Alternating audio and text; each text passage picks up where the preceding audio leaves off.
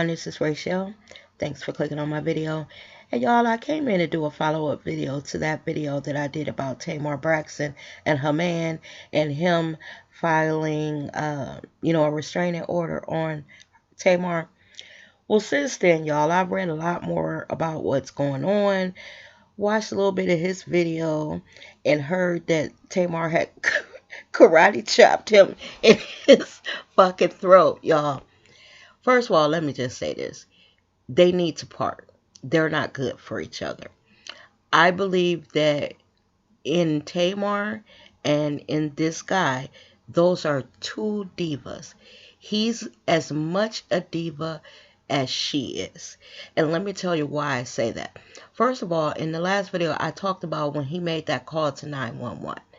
You're calling for medical attention. You don't need to be telling that she has an upcoming, show, and you think that she's distraught over things that are not going her way, blah, blah, blah. You didn't need to even divulge all of that. Look, this is all you needed to say. I have an urgent situation here. I believe this woman has tried to commit suicide. I need you here immediately. Get someone out here. End the conversation, and then all you do is answer their questions. All that extra sauce that he threw on it was too much, which told me right off that he was a bit of a diva and an attention seeker. Now, also, too, with the things that I've been watching and hearing the last few days, he's a little bit controlling. To me, that is a sign to run the other way. When you start early on in a relationship and a man is showing you little things that you choose to ignore later on down the line, that shit could pop up and be potentially bad. I'm going to give y'all an example. So here lately, I told y'all I've been dating all kinds of guys. I don't know who I like, so I'm just trying to see, do I like them old and gray and, whatever. But I had met this one guy. I think I told y'all about it. And had only known him for about a week, y'all. I met him online, and I'm very cautious because I don't rush out and meet somebody in person. I like to talk for a few weeks, and y'all notice I didn't say days. I said a few weeks. I like to talk for a few weeks, kind of try to get to know them on the phone through conversation, extensive, because women are going on these blind dates, meeting these guys, off these, these little dating websites and coming up missing. So I was talking to him, and there were certain things that he was starting to say, well, can I send him a picture of me that is not online or on the dating website? I was thinking to myself, I put 8 on there. That's enough. If you ain't saying me good on those 8 pictures, well, I want a current picture of you standing up, this, that, and the other. So I basically told him, the pictures that's on there, they've been taken recently. That's how I look. That's all I'm putting. Then he kept on asking me to meet him. Eventually, I was like, no, I've only been talking to you for 2-3 days. I do not rush out and meet people right away because I do not want to be a statistic come up missing somewhere. And then, y'all, as I told y'all before, eventually he kind of wore me down. So I agreed to a date after we had been talking for about a week. Now, y'all, I had all kinds of plans to have my son stashed somewhere in the place that we were going to be meeting and check the guy out and, only make the date for about an hour or so my son wouldn't get bored. And when I was leaving my son, make sure I get to my car safely. Y'all, I ain't playing with my life. Ain't no man that important. So I guess refusal to do some of the things that he was requesting irritated him. So when the day of the date came, I, got up and was, had all my stuff ready, and I hadn't heard from him all day. So eventually I texted him and said, did you have to work or why you haven't called me? Here's his reply, another little diva. Well, I've been asking you all week to meet me in a public place. You refuse to do that. I've been asking you all week to do this, that, and the other. You refuse to do that. So basically, he told me that I was scary and he did not need any woman that was scary. So y'all, I didn't even argue. I said understood, and I stopped texting him and removed his phone number from my phone, because I feel like that's because you didn't get your way. You wanted to kick me to the curb. So in other words, every hoop that you wanted me to jump through in those 6 days, I was supposed to jump through, because y'all, literally, I started talking to him one Saturday, and normally I don't even do this. I normally talk for a couple, 2, 3 weeks, and then decide to, maybe have a coffee date or something like that. But I let him wear me down, and I had agreed against my better judgment to meet him that next Saturday. So I'm thinking, after 1 or 2 days, if I told you I'm going to meet you Saturday, what's the big rush? So the whole reason why I bring this up is because you have men that give you signals that they can be controlling. I actually think Tamar may have dodged a bullet that years down the line could have been way worse and destroyed her in other ways. Because when you allow men like him, when you give them an inch, they take a mile. They start um, dictating to you who they feel you should see, where you should go, what you should be doing, all your business. I even watched a little bit of a snippet where he was getting on her about Vince being in the house when Tamar was not there. He had a problem with it. Now, I know some men do take issue when the ex is in the picture a lot. But let's face it, this guy knew who he was getting involved with, Tamar Braxton. He knew that Vince had a relationship with his son. Just put it this way. He knew going in that this was going to be a unique situation. And from what I thought, the house that he was saying that he had a problem with Vince coming to was Tamar's house.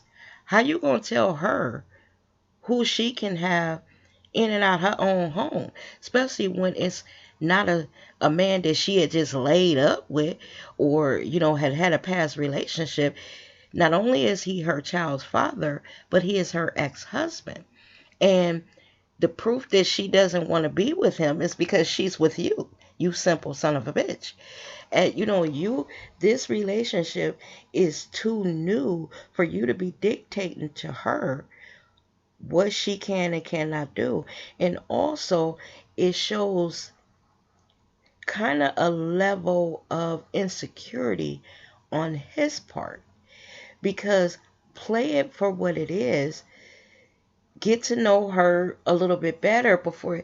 I don't know, y'all. I just thought that was kind of too much for me. Now, I know in normal everyday life, when it's just you and me, and we're dating someone, and every time they come over, some past ex of ours was there, it would be different. But let's face it, we're talking about celebrities, we're talking about people who are on television, we're talking about Vince, who for years managed Tamar's career. So not only was he her manager, he was her husband, he's her child's father. It's a little different here. And to me, for him to be speaking on that, I didn't like it. And y'all, in my last video, I even told y'all I'm not the biggest Tamar fan. But I just think that Tamar, after she broke up with Vince, she really wanted something different.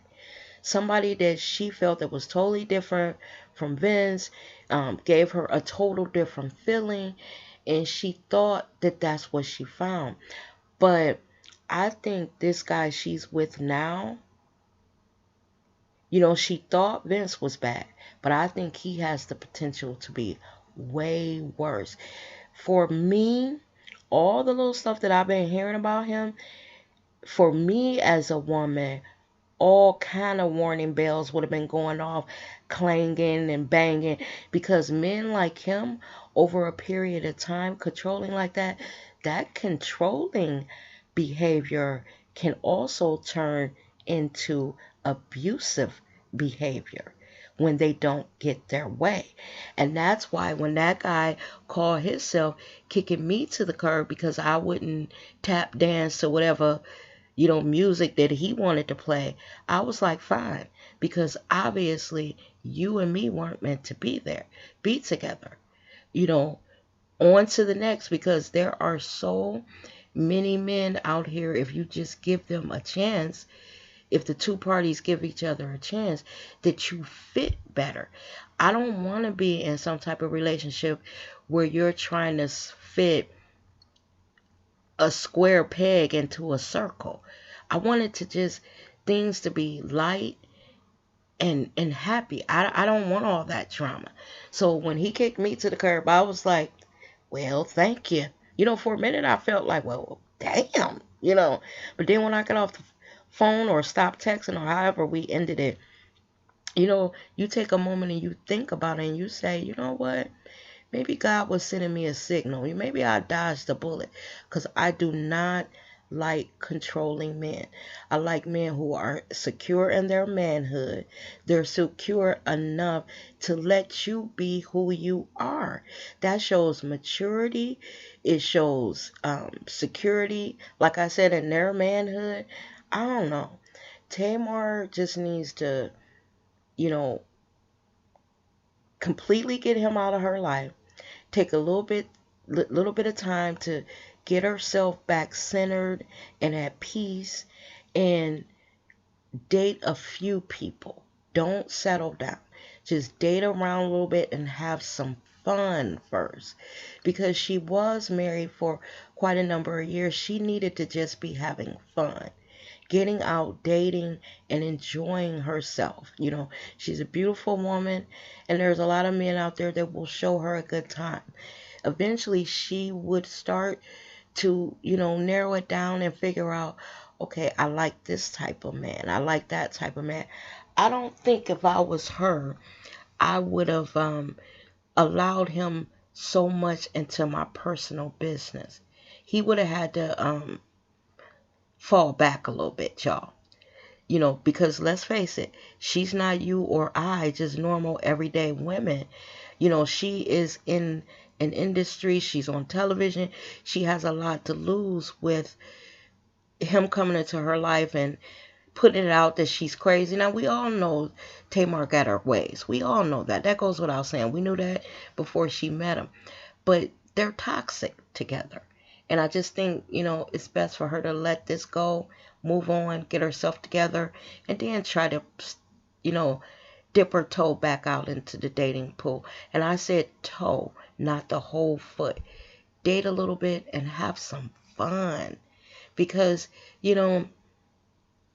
it's nice to eventually settle down, but sometimes it's just fun to play the field and have a good time and revel in your beauty and men liking you, and you're just dating, it's nothing heavy, so you can have fun first. And y'all, that's it, because I feel like I'm repeating myself over and over again, but y'all, I still cannot get over it that girl chopped him in his fucking jugular vein. When I heard that, y'all, I know violence is never the answer, but that shit was funny. I was like, wait a minute.